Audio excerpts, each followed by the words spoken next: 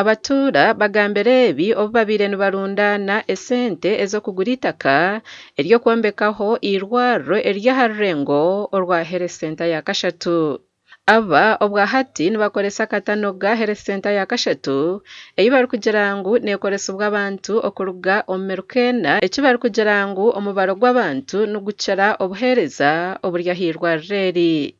Twarebere nk'aba akatanoga wasanga ngo obuheereza nyakigera kuri wowe kureba akagarama kyempara aha kibira hona kisuru nibaraguza aha irwariro mwe turukomo mu rukagumu ndikwata akagarama ndikwata birere ndikwata na nyamiyanga haba kwiza haba henyuma bona nibiza so mwe norenga irwariro n'ekintu kikuru ekirikwerarikiriza no kugira ngu abantu ababona abarikuruga omu miruka nibakorwaho omushaho omwe ori aha irwariro eri. Habire hariho abashaho babiri bona ba enrolled nurse omwe yatunga omurimo kuza kukora wabo Rubanda district konka omubwire buke turiyo nitubateekaho okubaheereza abandi abashaho nangwa this time kyokubiri nkibasika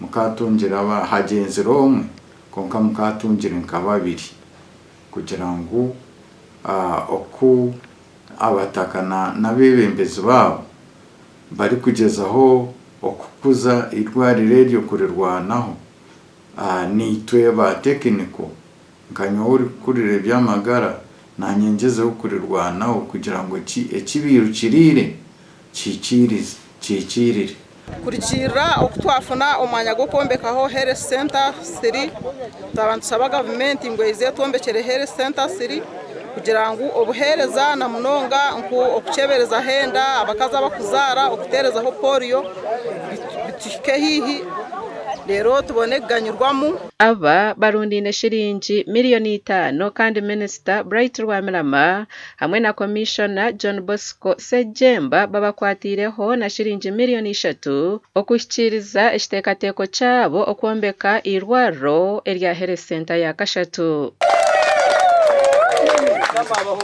Ikintu kikora ahabwa burungi bwansi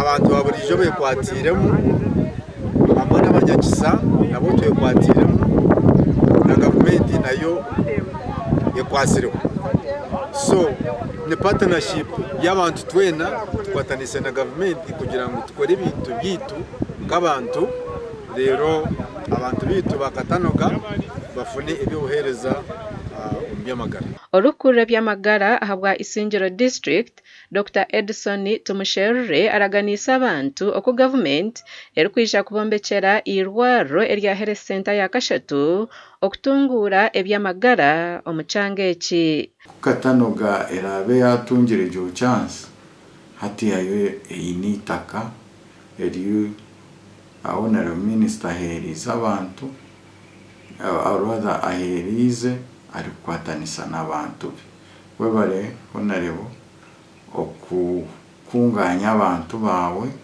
bakakorera hamwe bakaba omuntu omwe okugira ngo Isingiro etunguke. Amakuru aga gashakwa Ruth Nwamanya ahabwa gacenchiri.